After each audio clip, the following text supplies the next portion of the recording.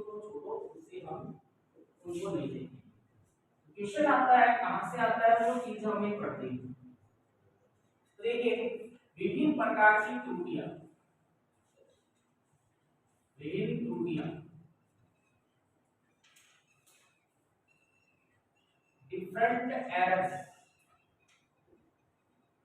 Different errors. सबसे पहले हम पढ़ेंगे एब्सोल्यूट, एब्सोल्यूट एरर्स, परम त्रुटियां, परम त्रुटियां। परम त्रुटियां वही बात, सीधा लिख देता हूं, परम त्रुटि जो होती है, परम त्रुटि बराबर होगी वास्तविक मान, वही फॉर्मूला वही बात, वास्तविक मान माइनस है मापित मान। परम त्रुटि कैसे निकालते हैं, वही त्रुटि वाली बात, वास्तविक मान में से मापित मान घटाएंगे। Absolute, absolute error equal to actual value minus measured value.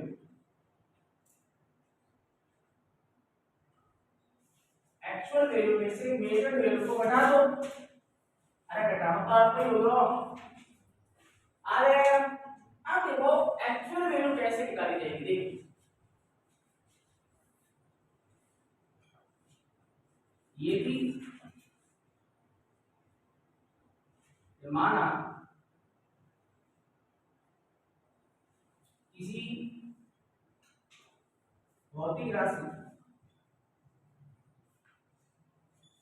Physical quantity, ये चीज आपको गिवन होगी और ये चीज गिवन है तो आपको सब कुछ गिवन है, केवल ये चीज गिवन होगी। यदि किसी भौतिक राशि फिजिकल क्वांटिटी के मापित मान मेजर्ड वैल्यू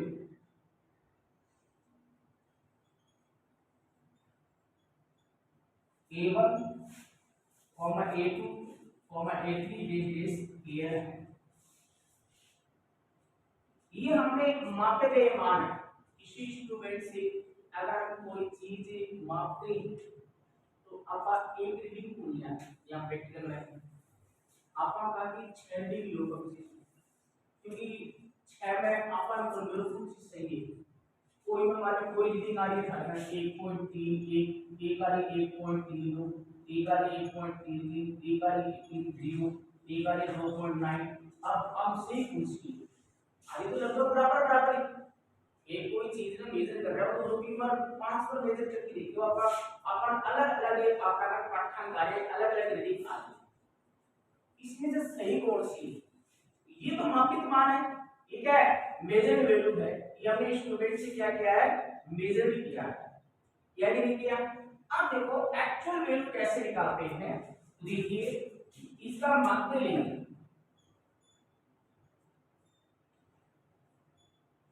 माध्य मान और एज वैल्यू।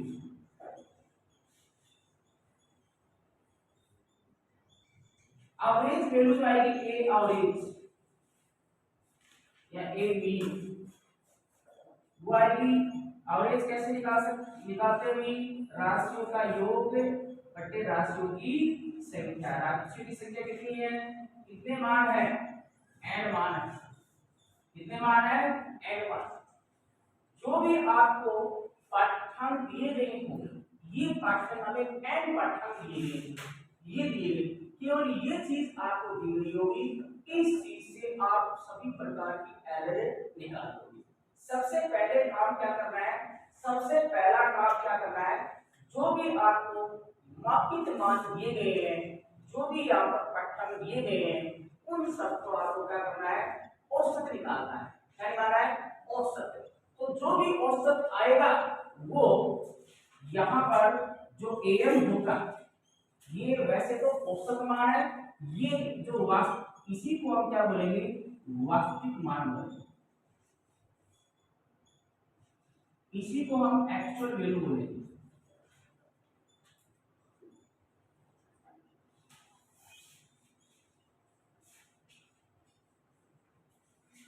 इसका मतलब आपको एक्चुअल वैल्यू क्वेश्चन में दी गई नहीं होगी।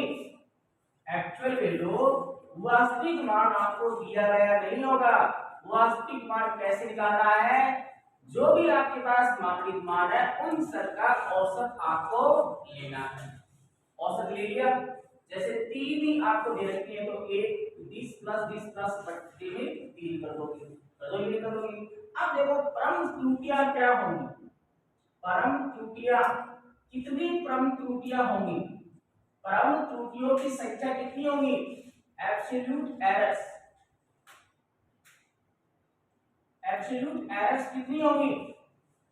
एब्सोल्यूट एरर्स को मैंने डेल्टा ए ले लिया। डेल्टा का मतलब अंतर, कोई चीज में अंतर लेते हैं तो डेल्टा से मेल करते हैं। डेल्टा मतलब अंतर के लिए हम डेल्टा लेते हैं, तो डेल्टा ए ले लिया। यहाँ पर भौतिक राशि ए दे रखी है तो इसको डेल्टा ए ले लिया। तो ये परम त्रुटि कितनी होगी? पहली परम त्रुटि क्या होगी? ये हमारे पास सूत्र रहा कि परम त्रुटि निकालने का सूत्र हमारे पास क्या है कि एक्चुअल वैल्यू में से मेजर वैल्यू घटा देनी है। तो अब एक्चुअल वैल्यू क्या है? मैंने कहा कि जो भी मध्यमान आता है, जो भी मीन वैल्यू आएगी वही क्या उसकी एक्चुअल वैल्यू मानी जाती है। तो यहाँ पर बताइए एक्चुअल वैल्यू क्या है? am। बताइए पहला मापित मान क्या है? a1 है। ये मापित मान है, यही तो है ना मापित मान, यही तो मेजर वैल्यू है, रह गई है। इसका मतलब ये है कि जो एक्चुअल वैल्यू आई है वास्तविक मान am, इसमें से इनको घटाते जाना है। तो इसका मतलब ये है कि जितने मापित मान होंगे उतनी क्या होंगी? परम त्रुटियां होंगी। तो दूसरी परम त्रुटि क्या होगी बोलो? डेल a2 बराबर एक्चुअल माइनस मापित। तीसरी क्या होगी बोलो? एक्चुअल माइनस मापित। और एनवी क्या होगी? ए डेल्टा एफ बराबर एक्चुअल माइनस मापित। आई बात में सबसे पहले आपको यही आपको डेटा गिवन होंगे, मापित मान आपको दिए गए होंगे। मापित मान से पहले आपको उन मापित मानों का औसत निकालना है, औसत निकालना है, मध्यमान निकालना है, एवरेज निकालना है।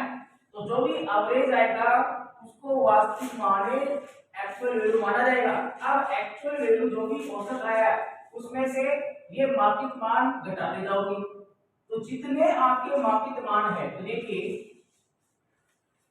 मापते ये परम त्रुटियों की संख्या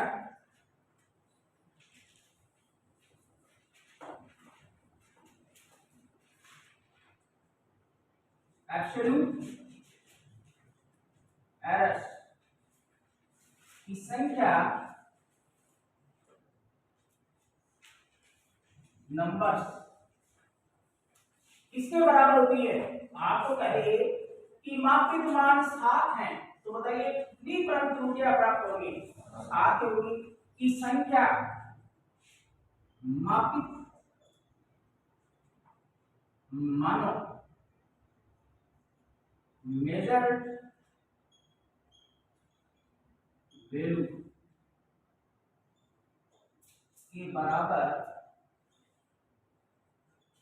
होती। जितने मापित मान दिए होंगे उतने ही परम त्रुटियां आएंगी। ठीक है जी।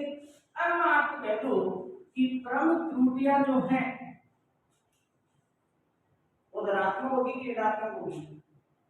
अब देखो औसत जो मान लिए हैं, अब औसत तो ज्यादा आई है कम आई है पर बीच को सो आओ, अब वो भी आओ, अरे आओ ना। तो अब मतलब कि एम है ना बट ज्यादा संख्या भी घट गया है, कम भी घट गया ना। तो देखो परम त्रुटियां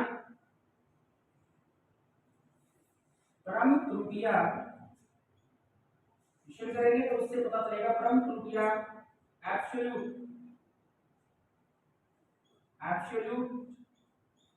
एरर्स धनात्मक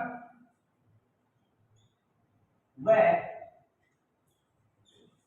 ऋणात्मक पॉजिटिव व ऋणात्मक नेगेटिव हो सकती है। ये धनात्मक भी होती है और ऋणात्मक भी होती है। मतलब कहते हैं अपन धनात्मक वैल्यू प्राप्त होगी कहते हैं ऋणात्मक वैल्यू प्राप्त होगी। ठीक है, अब मैं कहती हूँ कि परम त्रुटियों का मात्र क्या होता है, बीमा क्या होती है। देखो परम त्रुटि क्या है।